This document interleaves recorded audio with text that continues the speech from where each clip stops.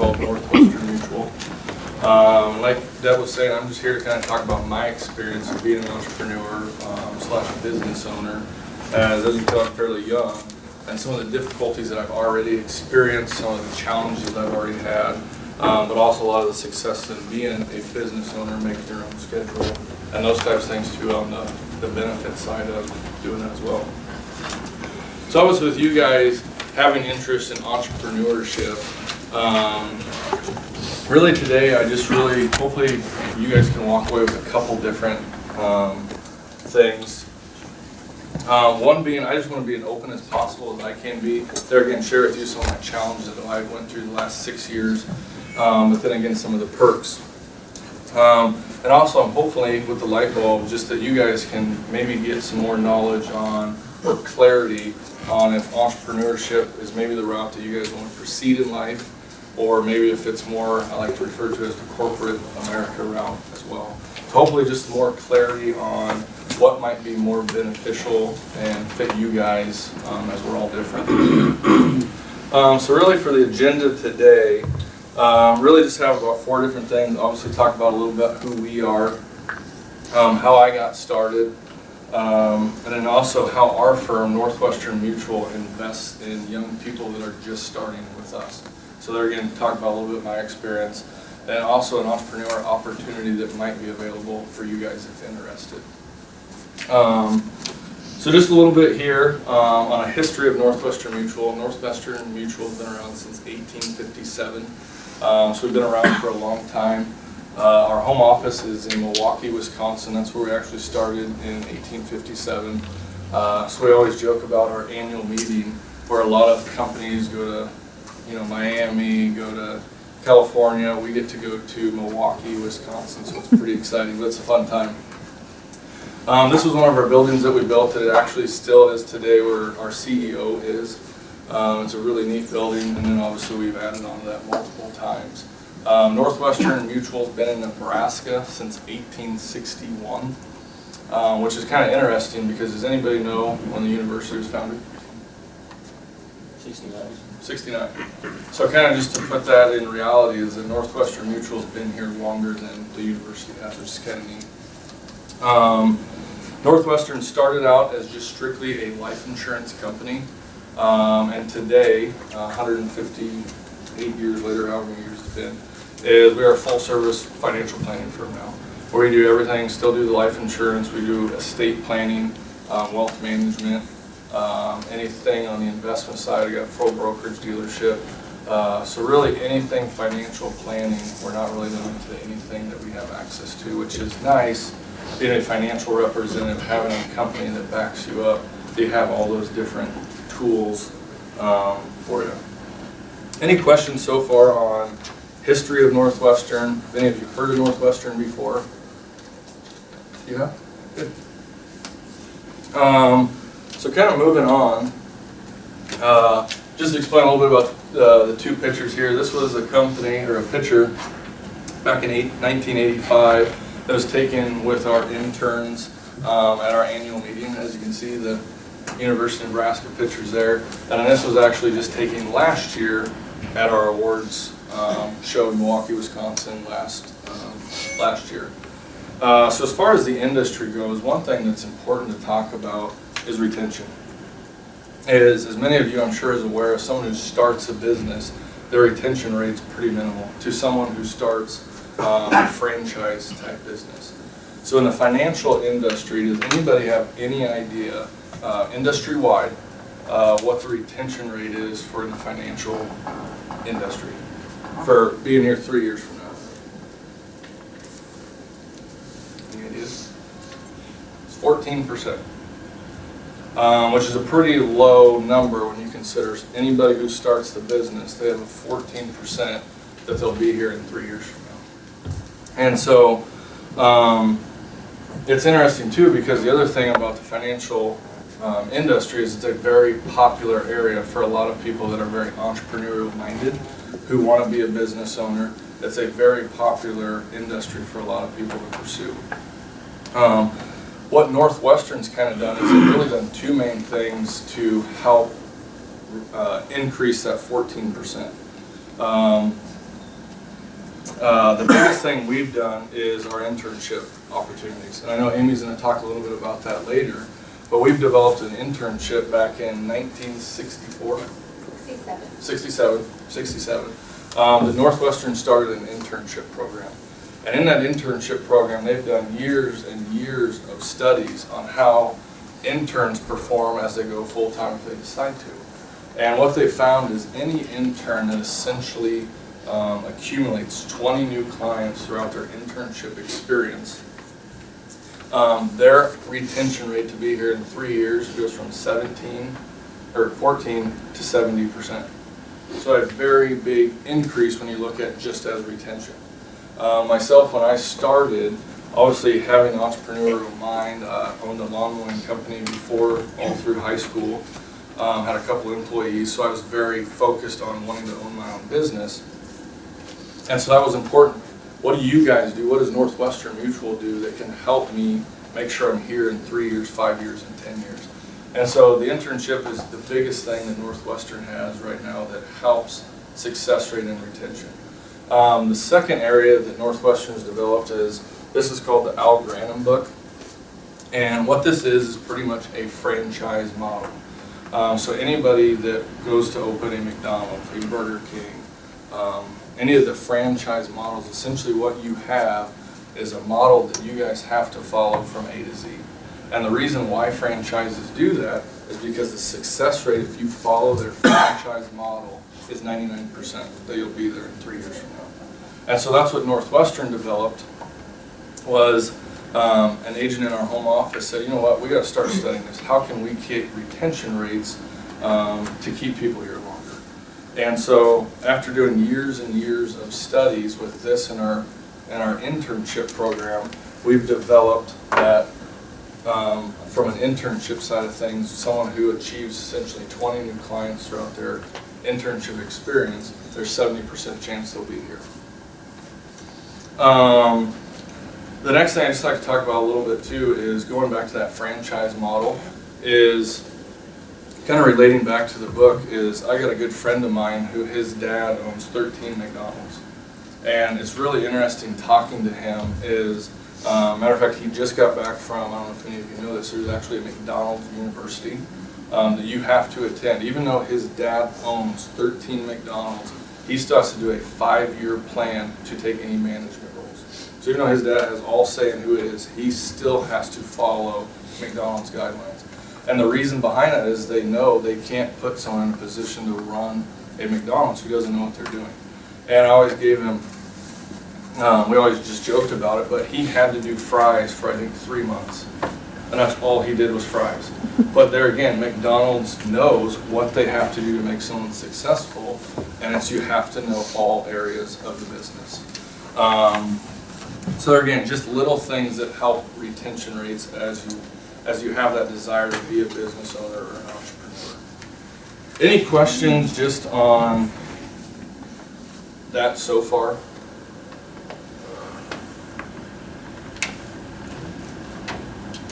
Next, we'll just talk about a couple different philosophies when you look at where you guys want to go when you're done with school. Obviously, being an entrepreneur class, I'm assuming most of you maybe have some desire to pursue something business owner-like. And I really kind of looked at it that you essentially got 2 different types of career paths that you guys have the decision to make. Obviously, the corporate America way, or I just put the Northwestern Mutual way just because that's what I'm most familiar with, or just look at the Northwestern Mutual way as just owning a business, being an entrepreneur, because essentially that's what I am as well. So you can look at corporate America, and when you look at the corporate route, when you look at the triangles, when I looked at the base, I remember I look at that as security that you have when you start with ABC Corporation. Your job security is as big as you're ever going to have. You look at a nice base pay, base salary, you got some good benefits, so your job security is great. But essentially what happens typically if you want to succeed in life? We all want to make more money, move up the corporate ladder. So essentially the way I look at corporate America, when you look at that, not all situations, but most of the time, when you take more risk to be more specialized in a certain area of your job, obviously you're going to move up. Hopefully pay is going to go up as well. But what else also goes up? Your responsibilities. And I think the more you go up the corporate ladder is the more responsibilities you have, and almost the bigger, I don't want to say target on your back, but you're so much responsible for so much more that if you make any mistakes, it could cost your job. And not only that, but you look at a lot what happened with some of my clients in 2007, 2008 when the economy wasn't good. You looked at some of these higher income earners that did the right thing, that started here, that moved their way up, that made good money, that were there for 25 years, and what happened to them? They're the people that were getting let go, unfortunately, even though they were very specialized, very good at what they did. But the way the corporate looked at them is, hey, you make too much money. We can't afford to keep you on our books when we can hire 2 brand new people for half your salary. And so unfortunately, even in Lincoln, Nebraska, that's what was happening. Was these people that have been at their businesses for 20, 30 years and figured they'd be there till the day they retire, were now getting a phone call that their job was no longer needed. I just had a client, matter of fact, that this company recruited her to work for them as the same industry she was in. They recruited her, she worked there for a couple years. She got a call from Plato, Texas, this was on a Tuesday. She got a call from Plato, Texas, somebody she didn't know, that said Friday your benefits and pay will be stopped, your position is no longer needed. And she looks at that and going, how does that work? You guys recruited me, you seeked me out from my current employer that I was very happy with. Obviously they paid her more money and those types of things, but that's in reality how the corporate way essentially might work, is your security might get less and less just due to income and who knows what can happen in the economy. So does anybody have questions on the corporate way? When I look at Northwestern Mutual or being a business owner, I look at it as the exact opposite. Where at the beginning of the corporate way, you had all the security in the world. And I relate this back to when I was in college, I worked full-time for a bank here in town. Good pay, my office was down here, downtown Lincoln. I had all glass as walls. I was in the corner of a building, and it was great. I started as a teller, moved up the route, did loans, opened, closing accounts, and it was great. So security was good. When I looked at Northwestern Mutual, and in the opposite way, your security starting out as a business owner is about that big. And a lot of it goes back to that retention rate. I don't know the exact stat on the odds of any startup company that lasts, but I want to say it's 3% of all startup companies make it 5 years. And the reason is your security is so low, you run into all the issues of potentially a fair amount of debt, and all those other issues that can happen. And that was the exact same with an entrepreneur route that I decided to go. My security went from, maybe I was in this time frame, a lot of security, decent money, good benefits, to starting out, and I took all the risk. And I'll never forget, I was introduced to the internship program from my best friend from all through high school, elementary school. He sat through and heard a talk from a couple of people in our office. Called me and said, "Jeff, this is something exactly what you got to do. You got to go learn more about it." I said, "Love what I do. Have no desire to do it, but thanks." Called me back, said, "Jeff, you got to go do it." We ended up going. Sounds dumb, but we ended up going to the interview together. And long story short, I'm still here, which was the best decision I ever made. But when I called my dad and I said, "Dad, I've got this new opportunity. It's an internship. Really exciting to be a business owner. That's what I wanted to do forever." He said, "Jeff, don't do it."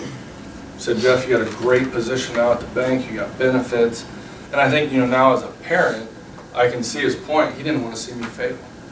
And so I said, "Okay, let me think about it." I went for another couple of interviews, and I called him and I accepted the job. And I called him and he said, "Jeff, I just wish you the best of luck. I'm going to help you any way I can." But he had a lot of fear because he knew my security was down here. But anyways, said today, my dad's probably my biggest fan, absolutely supports everything I do. It's kind of fun. I was just at home last night, and he was talking to me about my goals and how my business is growing, what percentile. And it's just fun to share those things with him now that he's so fully engaged in my business. But anyways, when you look at being a business owner, it works the exact opposite way. When you start with your job security being so low, as you start to build a brand that represents you or whoever the company you represent, the more customers you achieve, the more referrals that they say of doing a good job. Hey, you need to go talk to Jeff or Joe. They did a great job for me. You need to go talk to them.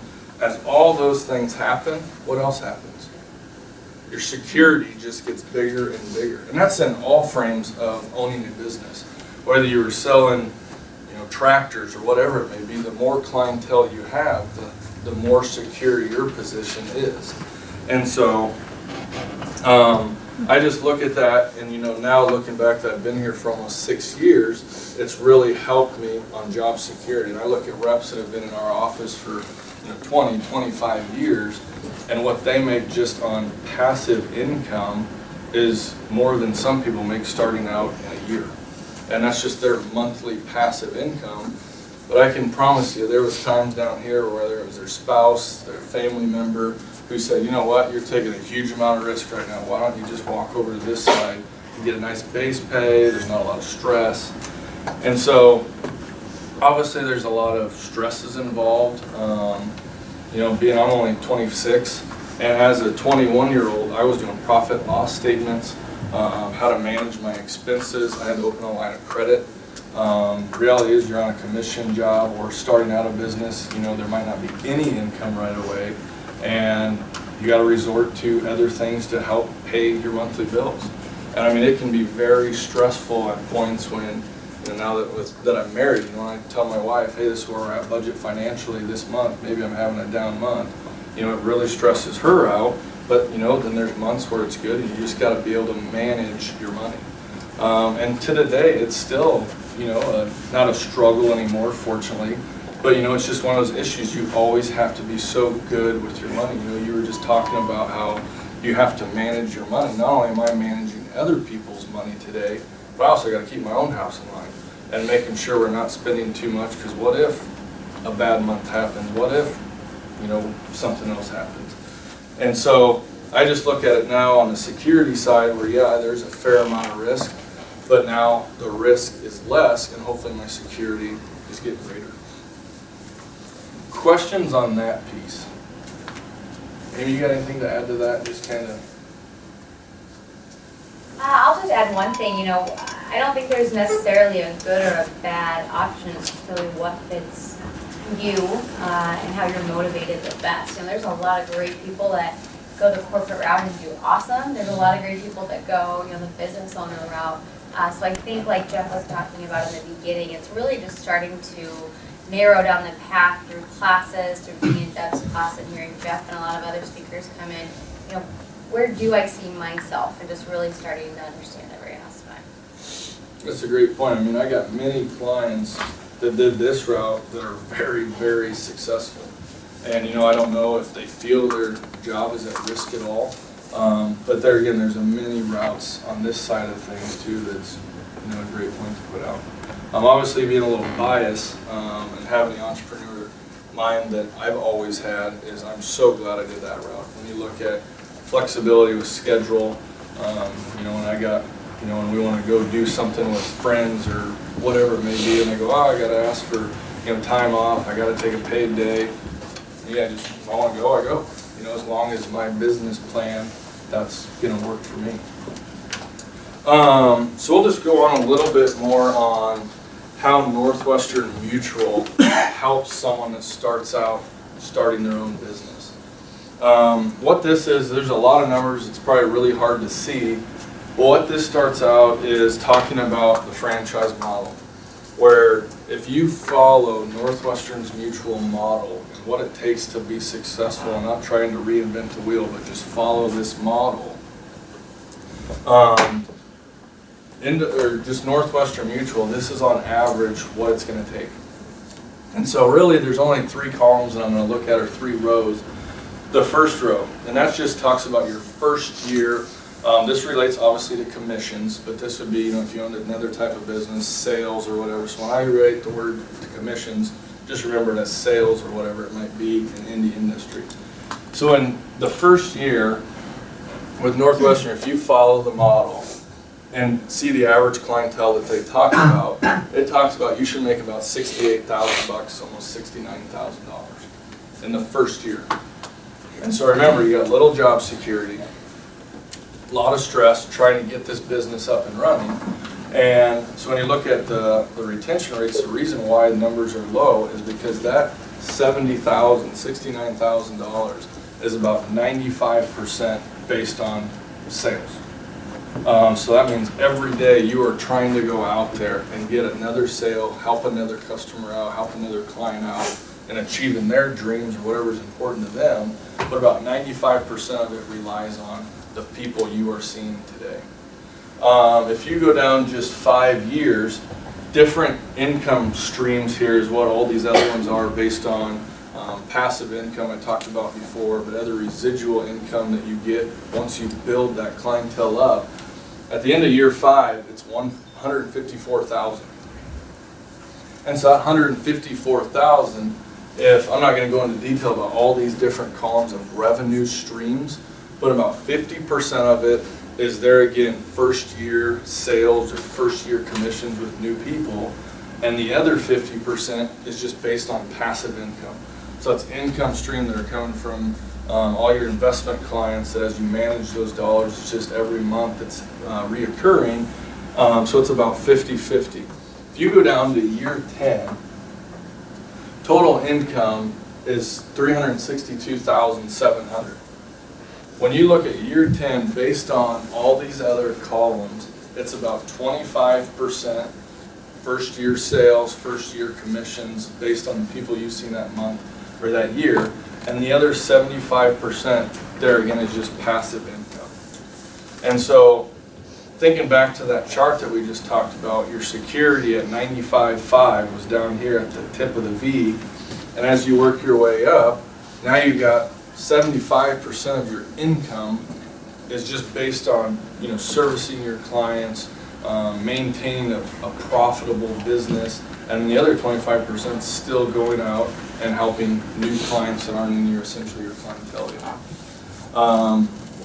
So that's just a little bit about how Northwestern works and how it relates to the security wise, and the longer you're here, the security is even greater.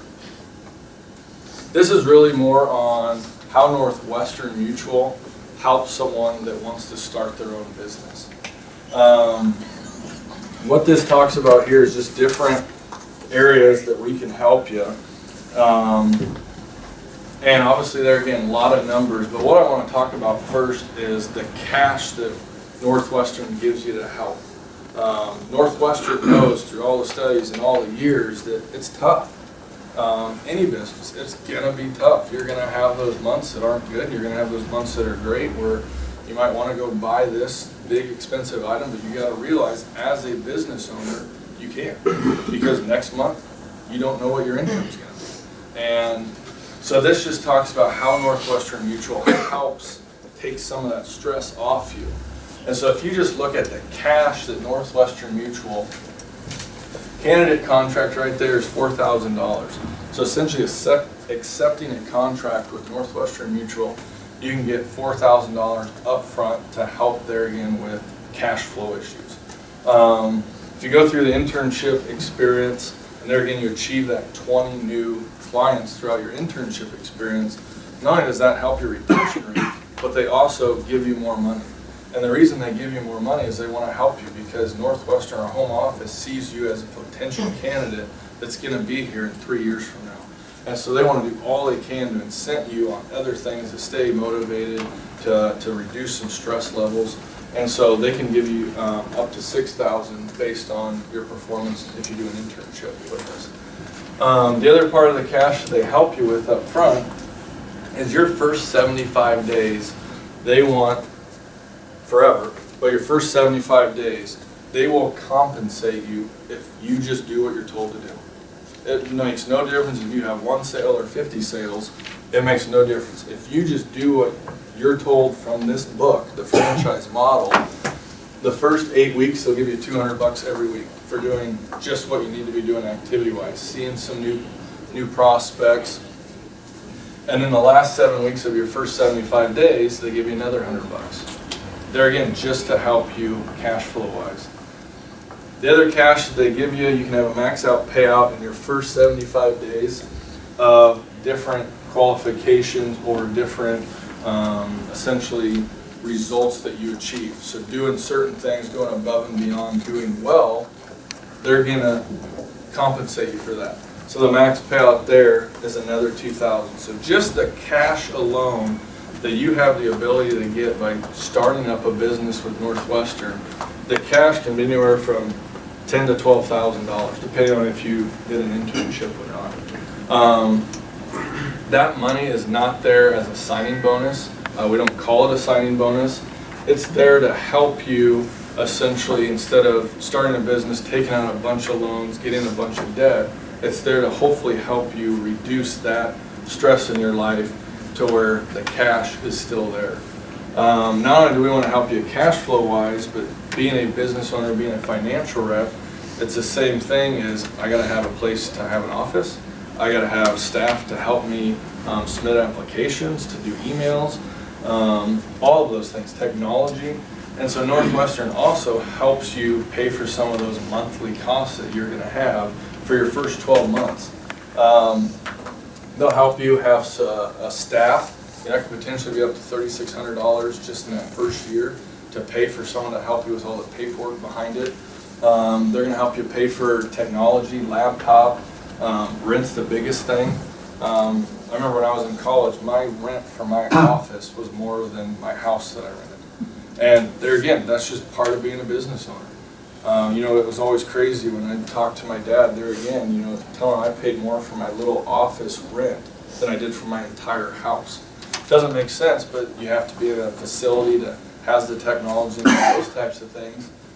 And then other, different qualifications. Northwestern helps you pay for all your licenses. So right now I think I'm licensed in 12 different states.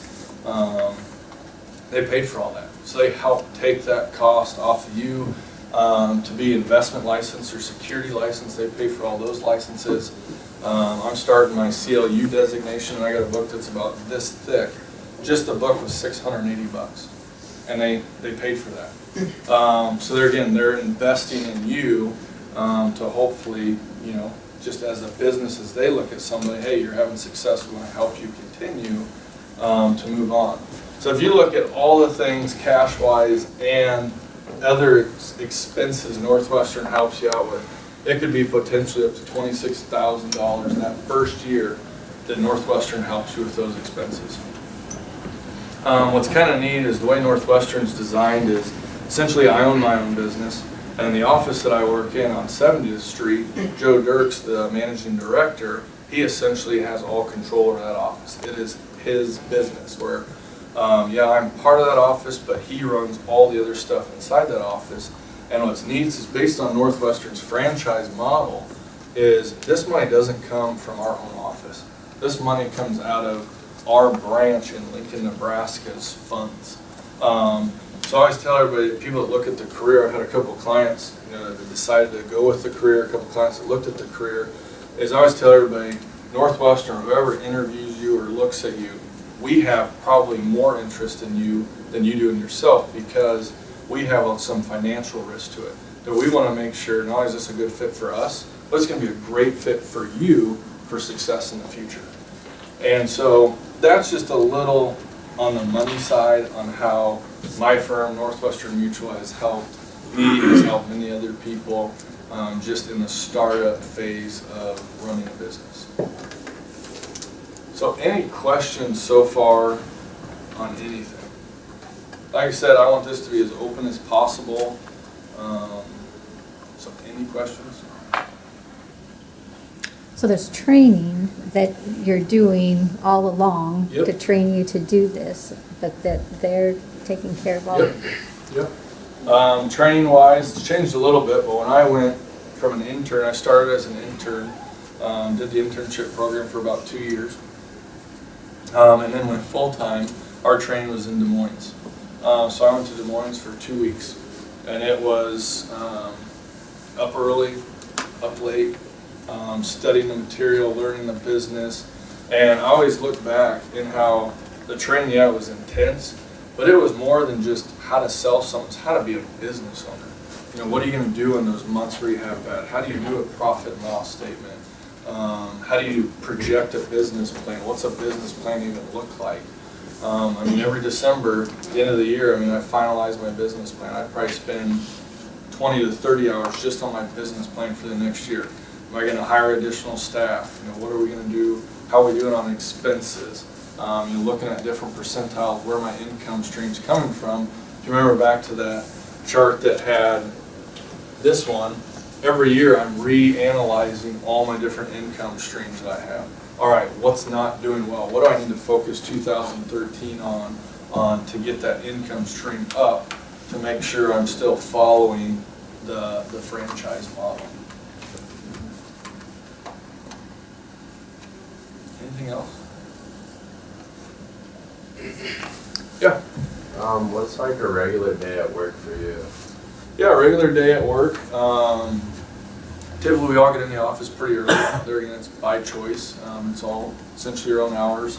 If you just look at a week, we have training on Mondays and Fridays, or Mondays and Wednesdays. I've been in the business 6 years, but I still don't know everything, and I never will know everything. I mean, especially when you look at, I'm doing some estate planning with our estate planner in the office. The tax code on estate planning is changing almost daily, and no one knows what's going to happen next.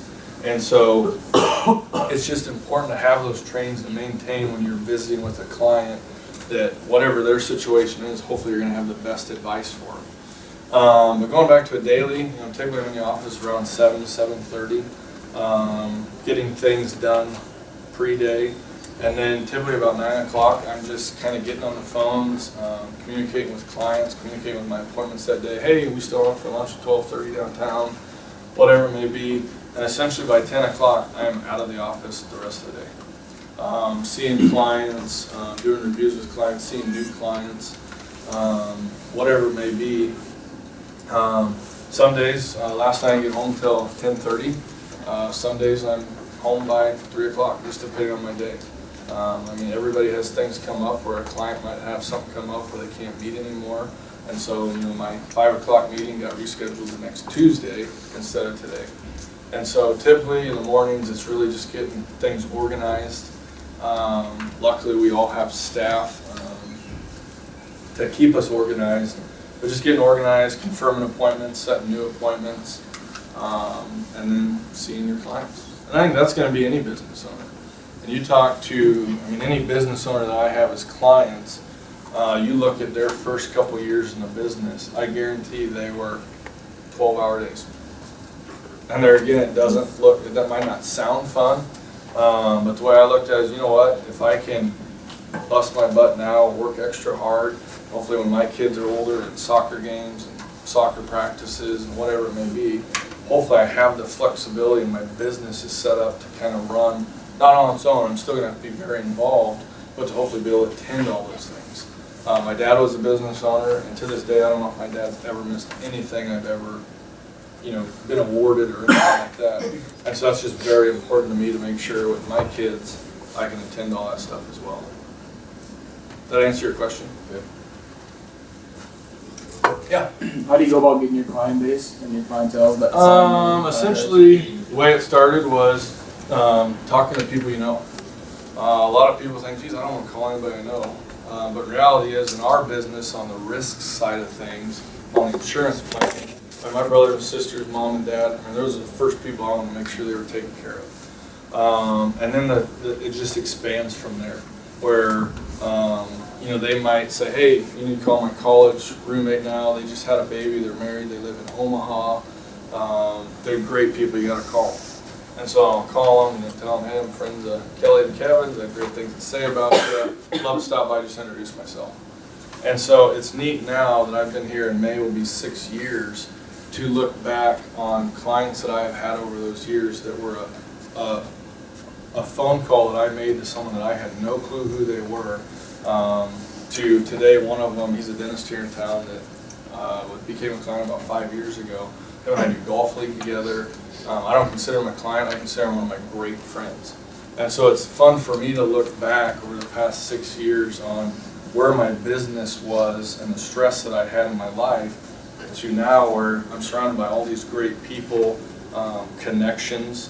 You know, you're talking about LinkedIn. I mean, we utilize the heck out of LinkedIn. I'm a believer it's not really what you know, it's who you know. And being in my business as well as any business owner, you've got to have those connections to other people, whether it's locally, whether it's statewide, just to have those people that you guys can ask those questions, ask advice for, and those types of things.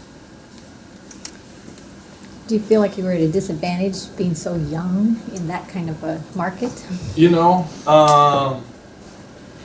kind of yes and no, but for the most part, not really. And the reason is when you start with Northwestern, they're getting a franchise model because they don't just send you out there as a new person not knowing what you're going to be doing. And Amy might touch base on this in a little bit. But probably I think it was the first 14 months, every meeting I did with a client, with a family member, whoever it was, I had someone that knew what they were doing with me. And so it helped me know everything where I might have had the relationship with the individual, but whoever I was bringing was essentially the expert that could help me on any questions that were over my head, just to make sure, you know, Northwestern doesn't want to send someone out there giving bad advice to anybody, so they want you to have that partner, have that expert that really knows what they're doing, that can help you answer those questions, and that's where you learn everything. I mean, in real meetings, the conversations that I've had with some people has been very interesting. Obviously, there's a lot of confidential stuff that goes on in meetings.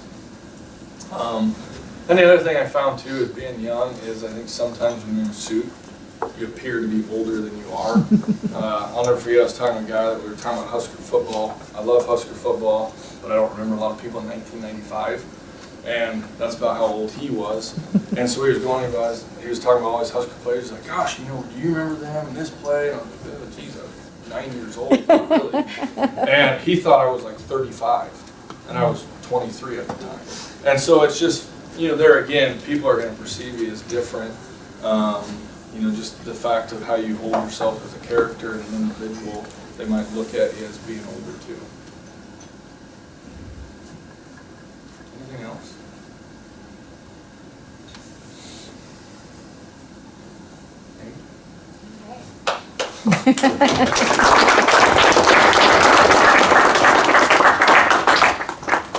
Awesome, thanks, Jeff. My name's Amy Clefthorne. I work with this nice guy here, Jeff.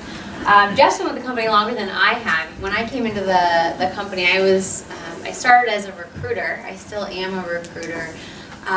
But Jeff was an intern and was the team captain, was helping a lot of the other interns get started. So we've had the pleasure of working together for quite a long time. But I had class in this room about 8 years ago. I graduated from the university here with a marketing degree, and I actually had another internship. I'd gone full-time with the company, loved what I did, very similar to Jeff. I got referred to the company and wasn't really looking to change. I liked what I did. I was on a good path, but once I really got to understand the culture of the company and what Northwestern Mutual's vision was, I had to be a part of it, and I've been here for 4 years. So, fun part about what I do, I get to be on campus a lot. I am the director of campus recruitment for the Lincoln office and also the Omaha office here in Nebraska. And one of the reasons I'm so passionate about it is not only I'm passionate about this career, I've seen people who not only have helped other people live the lives that they want to lead, but also, like Jeff had mentioned, get to do that for their family while doing that. And again, why I chose to really recruit on the internship side. I used to do both, and I still, both are great. But I've chosen to expand my internship recruiting because, like Jeff said, it's the best way to get into the career and put yourself in a position of strength if this is something you want to do. Now, is everyone in here meant to work for Northwestern Mutual? No. But one thing that I truly believe is that the more educated you are on all of your options, the better decisions you guys are going to make and the better positions you're going to be in to make the right career move. So I'm here to just talk a little bit about the internship. So how many of you have heard about the internship before? Wow, good, quite a few of you. Well, I'm going to pass around some information. You guys may have seen this sheet before. It's different. Our PR and recruiting intern just updated it. Jeff's actually on the back. and it tells a little bit about their story. But just to reiterate for some of you who haven't heard about it, it's one of America's top 10 internships. There's 18,000 different internships in America, and we've been on this list for 16 consecutive years. And I always kind of joke around, is it cool to be a part of a top 10 internship? Sure. Is it cool to have on your resume? Sure. But if you don't understand why, it doesn't really do too much for you. So again, before I get to that, I'm going to explain why it's been on that list and what to really expect from it. But this is just a little bit about the company. I had no idea Northwestern Mutual was a Fortune 500 company when I first started with the company 4 years ago. The only company in its industry that has the highest possible financial strength ratings from all 4 major credit rating agencies. Very, very big deal, especially when you look back to kind of the economic turmoil in 2008. I ironically got into the company a few months after that. And America's Most Admired, we've actually been the world's most admired. We only operate within the United States. We've been the world's most admired for 2 consecutive years now by Fortune magazine. So being a competitive person, I grew up playing sports. I grew up motivated and excited to get into the career force. The fact that we were the best in our industry, but because we were doing it the right way, is really what intrigued me and what intrigues a lot of people that get into the company. So, okay, the reason that we're a top 10 internship. You're not coming in and sharpening pencils, filing papers, entering data into a computer. You're really not even shadowing. You're definitely getting some of that experience, but our interns are getting the chance to test drive a career. They get licensed, they get a coach and a mentor that work with them on a weekly basis, helping them not only be better professionals, be better people. How to get better at time management, how to hit those goals. We have a really cool video online, and it's from an intern who actually now is very high up in the company. And one thing that he talks about is someone who believed in him more than he even believed in himself. And so that's really what that's all about. But as an intern, Jeff was building a clientele. He didn't know if this was what he wanted to do full time, but he knew the work that he was going to be able to put in place for clients, even as an intern, was going to be something that they should do for the rest of their lives, whether it be insurance, investments. Fortunately, 1 out of 3 of our interns do go full time. And so like Jeff said, the reason I'm so passionate about the internship program is that your retention shoots through the roof. You are on such a better side of the spectrum to get off to a really fast start. Not only Jeff, if you look on the back of that, he was a top 10 intern when he was in college. There's 3,500 interns around the country that participate in this program. We've had 5 top 10 interns in the past 4 years. One of them actually runs the internship program now. Another intern graduated 13 years ago, is actually speaking to the 2 o'clock class. He now runs the office.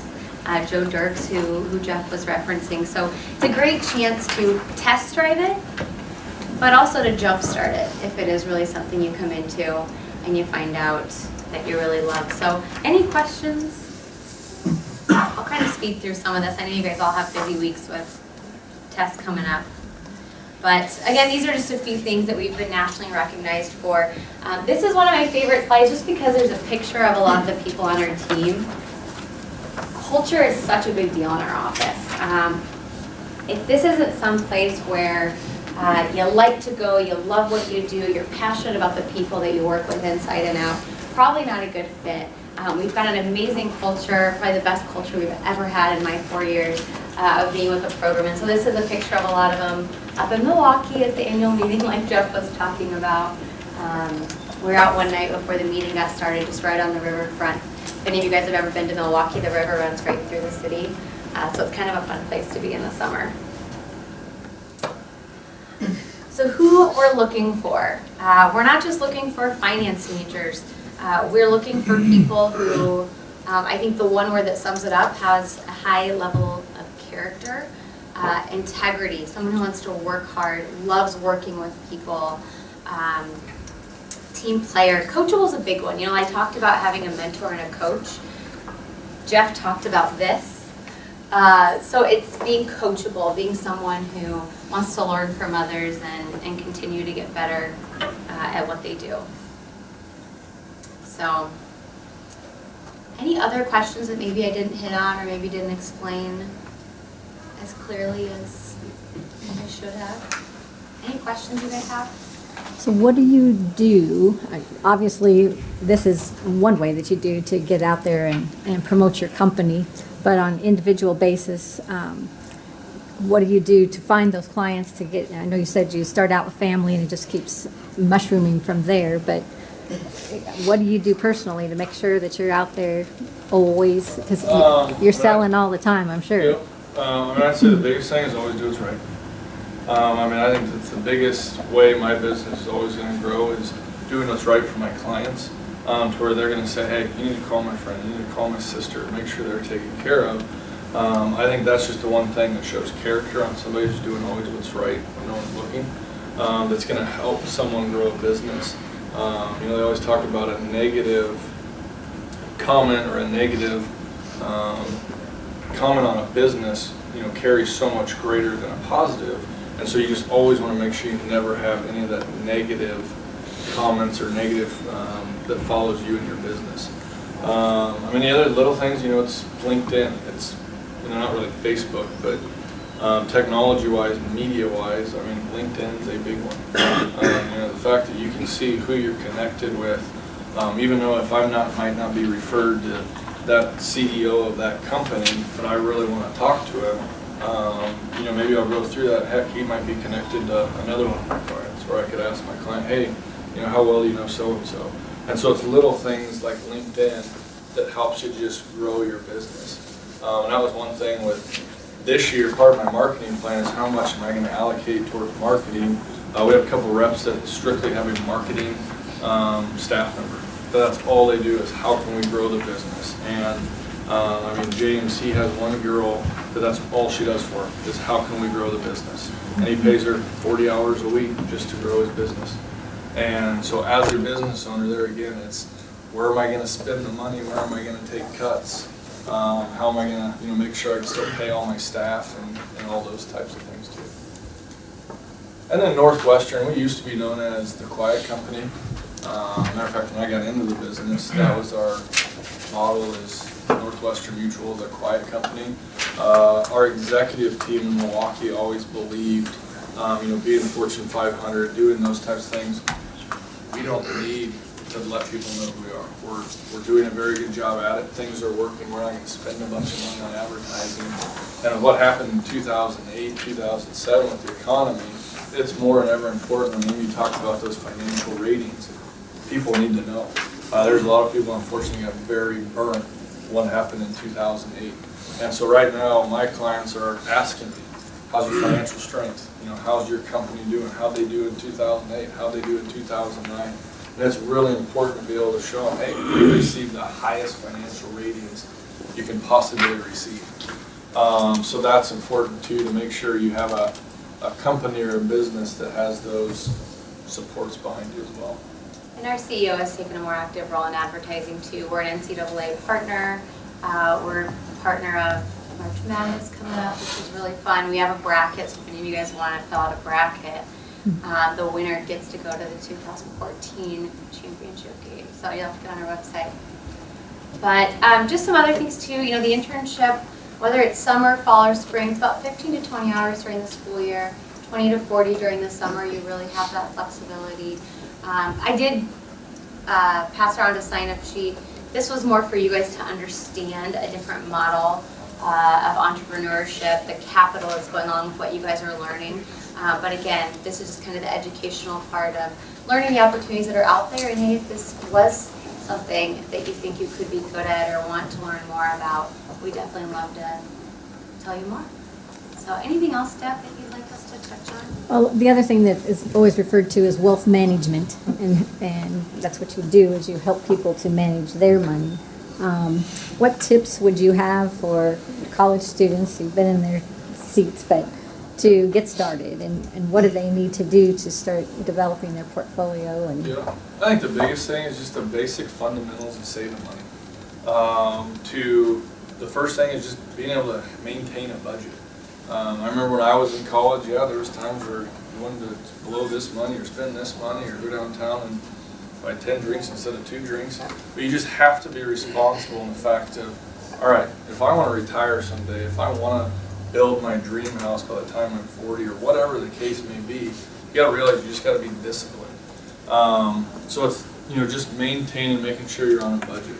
The second piece of advice that I give everybody that I know and all my clients that, are in college and now go to full-time, in college, whether you work full-time, part-time, or nothing, is you went from living on a lifestyle that your income was here, and now all of a sudden you graduate in May, December, whenever you graduate, get your first-time job, whether it's a signing bonus, whether it's a $40,000 salary, you're able to live off this lifestyle. And now all of a sudden your income goes to here. Well, it takes less than 3 months for someone's budget to go from lifestyle here to here. And so my advice to all of you who are getting ready to graduate is when you get them first paychecks that, are like, holy cow, I didn't make this much money in the last 3 months, you have to be disciplined. That doesn't mean you can go buy a new car. It doesn't mean you can do those things, because I've seen it many, many times where individuals get those paychecks, they upgrade cars, they buy this big house, they do those things, and they can't do anything fun because they're broke. And I mean, that's just not a life that I have ever any desire to have. And I know people that I know that are in those situations, it's not fun, it's stressful. And so just fundamentals of managing money, pay yourself first. So when you get that first paycheck, whatever your income is, say, all right, you know what, obviously I tell everybody, you still need to have fun, you still need to be a 22-year-old, 23-year-old. Lifestyle's going to change a little bit, but it doesn't need to change up to what your income is. Still make sure you're paying yourself first, putting money away for retirement, putting money in savings. I always recommend 3 to 6 months of expenses needs to be in the bank. You look at a lot of retirement, when our parents, looked at retirement, they had the Social Security, they had the pension plans, they had all those things. Well, literally, most of us in this room, we'll be lucky if we get Social Security. Pension plans are almost non-existent anymore. There's a few out there, but they're not funded like they used to be. And so, you look at someone that wants to retire on a lifestyle that they're living pre-retirement, you need to be saving 15 to 20% of your income, which is a huge number. When you look at, hey, I want to retire at age 62, let's just say I want to live till 90, I'm guessing, depending on what your income and lifestyle is, you're probably going to need between $3 and $6 million at retirement to generate enough income to live 30 years of retirement. So it's just always important. I can never tell you can never start too early to save money. So just there again, just be disciplined, live on a budget, still have fun. All my clients, as part of our budget process is, hey, how much are we going to allocate for fun money? Whether it's $200, $500, but hey, when that $500 is spent, you're done for the month. You need to pay yourself first. The other bills are going towards savings, retirement, whatever. Good advice. And when you see the charts at their age of how much their money can end up making by my age, Yeah. it really is a wise idea to get started early. Yep. And I work with people from all ages, from 22 to 65. And I have never heard once in my career in 6 years, I saved too much money. It's always, I wish I would have saved more, and I wish I would have started when I was younger. Because with compounding interest, the earlier you start, the better. We got a couple of charts, not with us, but if you start saving money to today to 5 years from now, depending on what your goals are, it could essentially be double what you need to save today. In 5 years, you have to save double the amount of money every month to achieve the same financial goals at retirement. So just in those 5 years, a lot of people think, if I were to draw it, a lot of people think, if I'm saving money for retirement, this is today, starts out here, grows to retirement. A lot of people think, oh, if I wait, 5 years, I want to buy a new car, I want to do those things while I have an income. I'm just missing out on these years. You're missing out on the best 5 years possible when compounding interest is going like that. So just always remember that on decisions, whether you want to buy a nice used car. I'm a huge car guy. It's all related to cars, but whether you want to buy that used car with 30,000 miles on it, it's a nice car, or if you want to buy that new Cadillac or whatever it is, just remember it's all, you know, gonna be there. Retirement's still an issue we all have to worry about. Okay, well, thank you very much.